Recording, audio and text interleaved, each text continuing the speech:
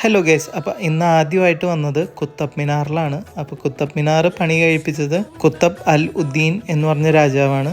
അപ്പോൾ അയാൾ മാത്രമായിട്ടല്ല പണി കഴിപ്പിച്ചത്, കുറേ വർഷങ്ങൾ എടുത്തിട്ടാണ് ഈ കുത്തബ് മിനാർ ഉണ്ടാക്കിയത്. അതുകൊണ്ട് തന്നെ അയാളുടെ സക്സസറായ ഇൽത്തുമിഷി എന്ന് പറഞ്ഞ രാജാവും കൂടെ ചേർന്നാണ് കുത്തബ് മിനാർ ഉണ്ടാക്കിയത്.